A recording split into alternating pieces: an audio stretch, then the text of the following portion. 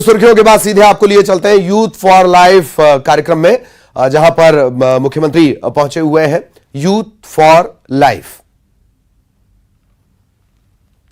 से कि वे विश्व पर्यावरण दिवस के विशेष अवसर पर अपने विचार व्यक्त करें। जोरदार तालियों के साथ हम स्वागत करें साध्वी प्रज्ञा सिंह ठाकुर जी का।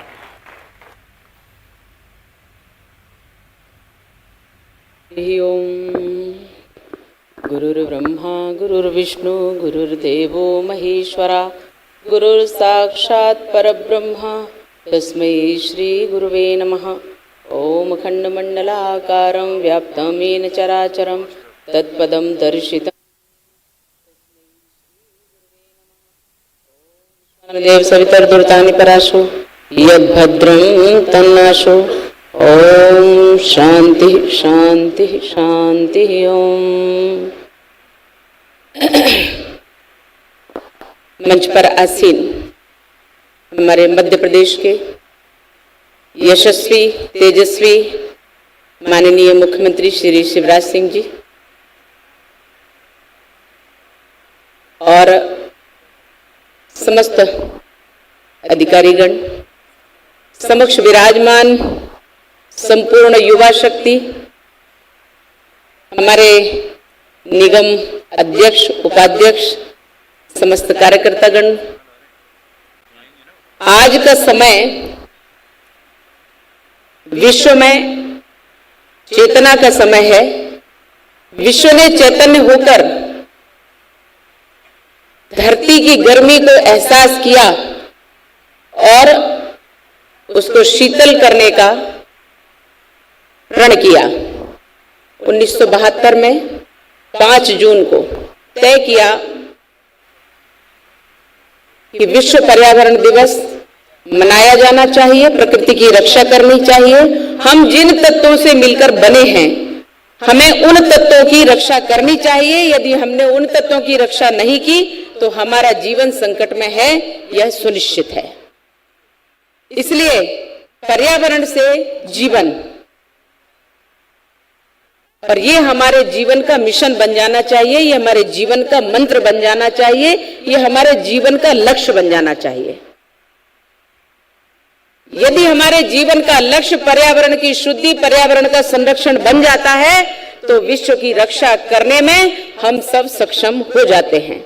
इसलिए हमारे वैदिक मंत्रों में कहा गया है, हम कभी भी पूजा पाठ करते हैं, कभी अवसरों पर जाते हैं तो कहा जाता है कि ओम देव शांति अंतरिक्षगम शांति पृथ्वी शांति रापः शांति रौषधया शांति वनस्पतया शांति विश्वदेवः शांति ब्रह्मा शांति सर्वगोम शांति शांतिरेव शांति सामा शांतिरेधि। तो लगातार इस बड़े आयोजन पर नजर बनी हुई है, लेकिन बड़ी खबरों पर भी नजर रखेंगे। बीजापुर से बड़ी खबर मिल रही है। आईईडी ब्लास्ट में सीआरपीएफ के 2 जवान घायल हो गए हैं। इन्हें तत्काल जिला अस्पताल लाया गया। प्राथमिक इलाज के बाद रायपुर इन्हें एयरलिफ्ट किया जाएगा। टेकामिटा की पहाड़ी पर नक्सलियों ने आईईडी लगाया था, उसकी चपेट में जवान आ गए। थाना गंगालूर लगता है। पार्टी निकली हुई थी और नक्सलियों के लगाए आईईडी की चपेट में सीआरपीएफ के 2 जवान आ गए। घायल जवानों को पहले जिला अस्पताल लाया गया है और अब प्राथमिक उपचार के बाद इन्हें रायपुर एयरलिफ्ट करके रायपुर भेजे जाने की तैयारी है।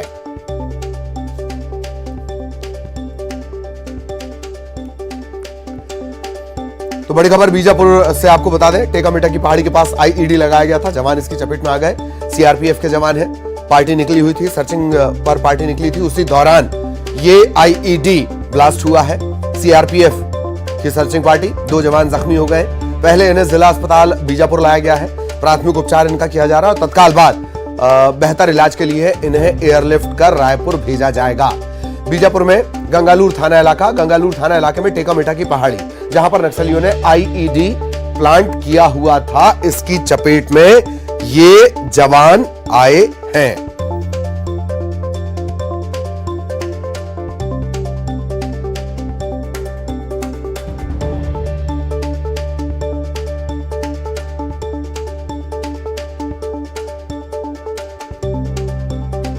बड़ी खबर बीजापुर से आपको बता रहे हैं, जहां जवान आईईडी की चपेट में आए, 2 जवान जख्मी हो गए। पार्टी निकली हुई थी और उसी दौरान ये धमाके हुए हैं।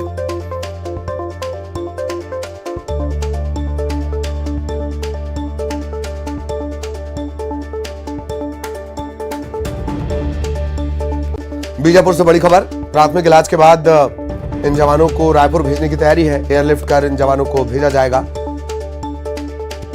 सबसे पहले न्यूज 18 मध्य प्रदेश छत्तीसगढ़ ये तस्वीरें आपको दिखा रहा है। तस्वीरें विचलित कर सकती हैं, इस वजह से उन्हें बहुत साफ नहीं दिखाया जा सकता।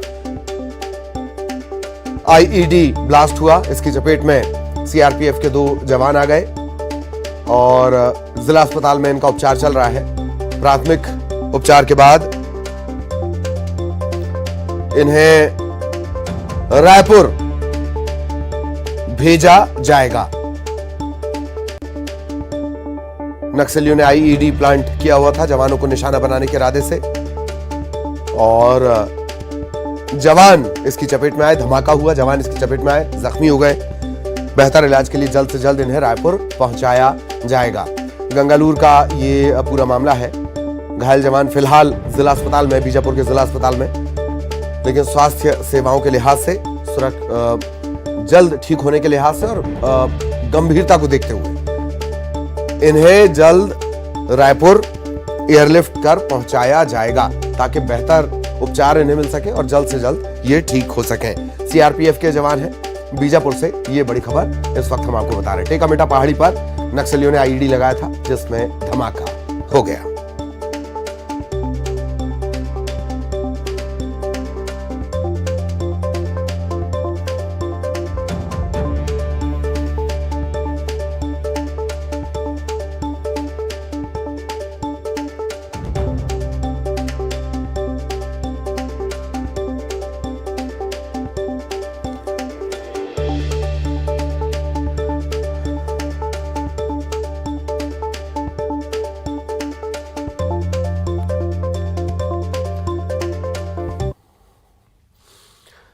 कांकेर से बड़ी खबर आपको बता दें, अनाथालय में बच्ची की पिटाई का पूरा मामला। कांकेर कलेक्टर ने एफआईआर के निर्देश दिए हैं। आरोपी प्रोग्राम मैनेजर के खिलाफ एफआईआर की जाएगी।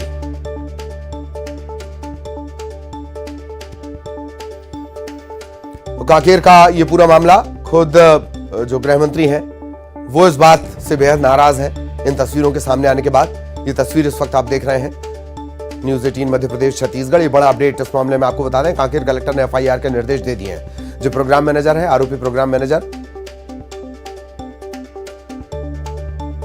इसके खिलाफ एफआईआर के निर्देश दिए गए हैं। कांकेर कलेक्टर ने एफआईआर के निर्देश दिए हैं।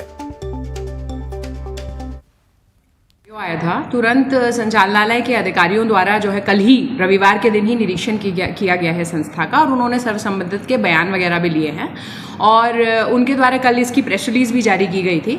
और जैसे कि उस प्रेस रिलीज में लिखा है, वो आज मुझे इसका प्रतिवेदन देंगे और प्रतिवेदन मिलते ही संस्था के विरुद्ध कार्रवाई की जाएगी।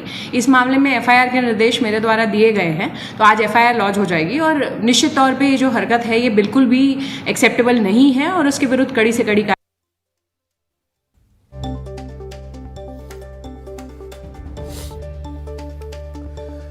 तो आरोपी प्रोग्राम मैनेजर के खिलाफ एफआईआर कर ली गई है और आगे की कार्रवाई की जा रही है। कलेक्टर को भी आपने सुना। सहयोगी खेमनारायण हमारे साथ जुड़ रहे हैं। खेमनारायण के पास आपको लिए चलेंगे और ज्यादा जानकारी हम खेमनारायण से लेते हैं, अपडेट ले लेते हैं। खेमनारायण, क्या कुछ अपडेट इस वक्त तक?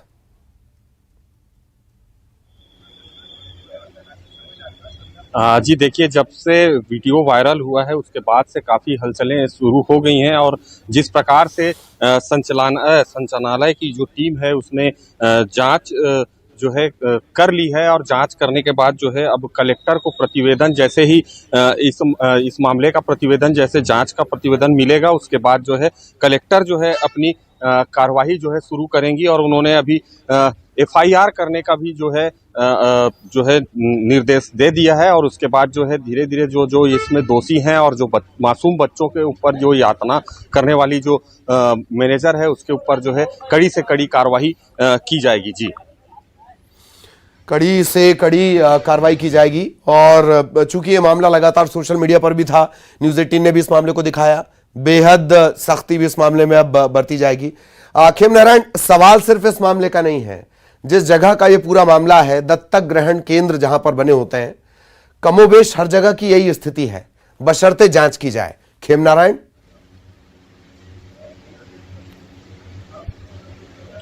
जी बिल्कुल, जिस तरीके से कांकेर के दत्तक प्रतिज्ञा संस्थान की जो ये वीडियो सामने आया है, उससे एक प्रश्न चिन्ह उठता है कि इस प्रकार की कितनी संस्थाएं जो है प्रदेश में संचालित हैं या देश में संचालित हैं, उनमें क्या मासूम बच्चे सुरक्षित हैं, क्या उनके साथ सही व्यवहार होता होगा, क्योंकि इस संस्था में 0 से 6 वर्ष तक के बच्चों को जो है रखा जाता है, उनका देखभाल किया जाता है, उनके भविष्य को संवारने के लिए जो है इस संस्था को उद्देश्य से चलाया जाता है ताकि जो है बच्चों का भविष्य सुधर जाए। लेकिन ऐसी तस्वीरें जब सामने आती हैं तो ऐसा लगता है कि क्या ये बच्चे की भविष्य सुधारी जा रही है या बच्चे के भविष्य को बिगाड़ी जा रही है। जी चलिए, बहुत बहुत धन्यवाद खेम नारायण इस तमाम जानकारी के लिए। सहयोगी खेम नारायण विस्तार से जानकारी दे रहे थे।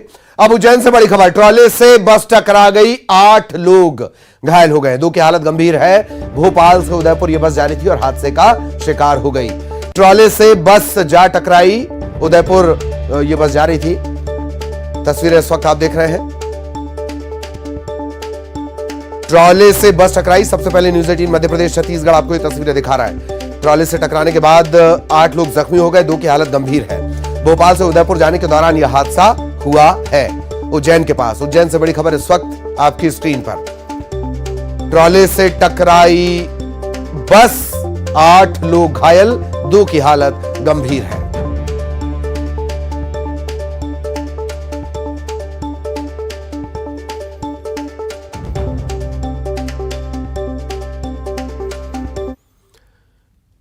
इधर शाहजहांपुर से बड़ी खबर आपको बता दें, आगरा मुंबई नेशनल हाईवे पर हादसा हुआ। एक कार बेकाबू होकर पलट गई।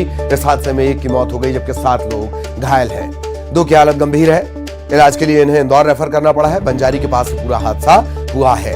शाहजहांपुर की ये तस्वीरें भी इस वक्त आप देख रहे हैं। आगरा मुंबई नेशनल हाईवे का ये पूरी घटना है।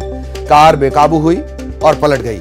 1 की मौत हुई है जबकि 7 लोग घायल हैं। 2 लोगों की हालत गंभीर है और इलाज के लिए इन सभी को इंदौर रेफर किया गया है। शाहजहांपुर में बंजारी के पास ये पूरा हादसा हुआ।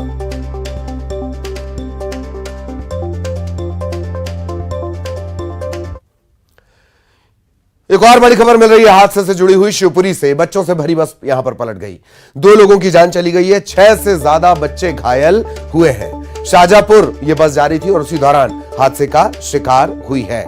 शिवपुरी से बड़ी खबर, बच्चों से भरी बस पलट गई, 2 लोगों की जान चली गई जबकि 6 से ज्यादा बच्चे इसमें जख्मी हो गए हैं। शाहजहांपुर ये बस जा रही थी, उसी दौरान हादसे का शिकार हो गई।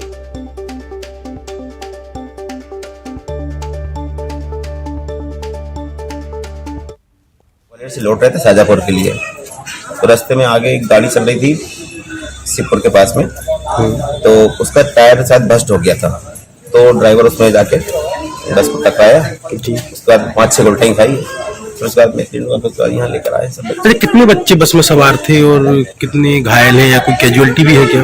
हाँ, हम लोग उसमें 35-36 लोग थे कम से कम। जी, ये बस जो है ग्वालियर से शाहजहांपुर जा रही थी। जो है आगे ट्रक के टायर फटे से दोनों में थोड़ी टक्कर हुई और गाड़ी नीचे पलट गई बस। इसमें कि 37 लड़के थे, 75 लड़के थे जो नाटक वगैरह करते हैं लोग। और दमोह से बड़ा अपडेट, गंगा जमुना स्कूल से जुड़ा हुआ खुलासे दर खुलासे हो रहे हैं। एक और बड़ा खुलासा हो गया, टीचर्स के धर्मांतरण का भी मामला सामने आया है। शिक्षकों का भी धर्मांतरण हुआ है। राज्य बाल अधिकार संरक्षण आयोग की टीम को इस तरह के दस्तावेज मिले हैं। गंगा जमुना में पढ़ाने वाली 3 शिक्षिकाओं के धर्मांतरण का मामला सामने आया है। प्रिंसिपल समेत 2 अन्य शिक्षक जो पहले हिंदू थे, अब वो धर्म परिवर्तन के बाद मुस्लिम बन गए हैं। बाल कल्याण समिति के सदस्य दीपक तिवारी ने यह जानकारी दी है। टीम की जांच पूरी होगी और तब ये माना जा रहा है कि और खुलासे होंगे। टीचर्स के धर्मांतरण का भी मामला यहां से निकलकर सामने आ रहा है।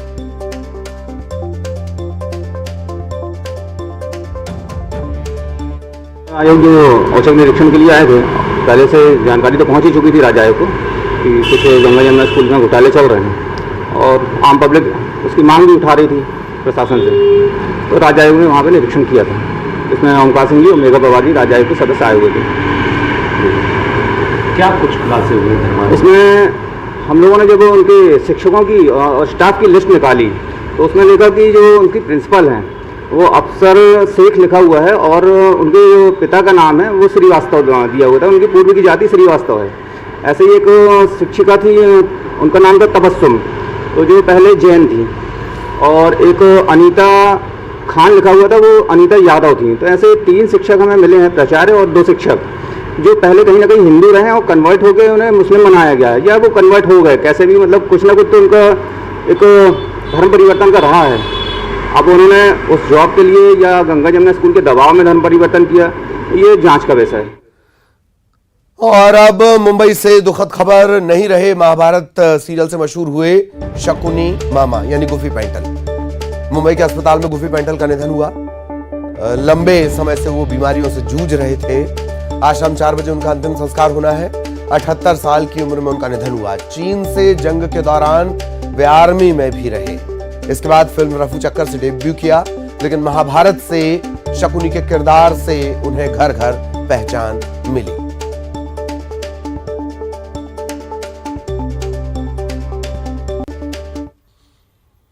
रायपुर से बड़ी खबर, पशुपालकों को मुख्यमंत्री भूपेश बघेल ने बड़ी सौगात दी है। गोधन योजना के हितग्राहियों को यह सौगात दी गई। हितग्राहियों को 20 करोड़ की राशि, 20 करोड़ से ज्यादा की राशि जारी की गई है। 20 करोड़ 31 लाख मुख्यमंत्री बघेल ने हितग्राहियों के खाते में राशि ट्रांसफर की है। पशुपालकों को 4.91 करोड़, गौठान समितियों को 8.98 करोड़, स्व सहायता समूहों को 6.29 करोड़ का लाभांश दिया गया है।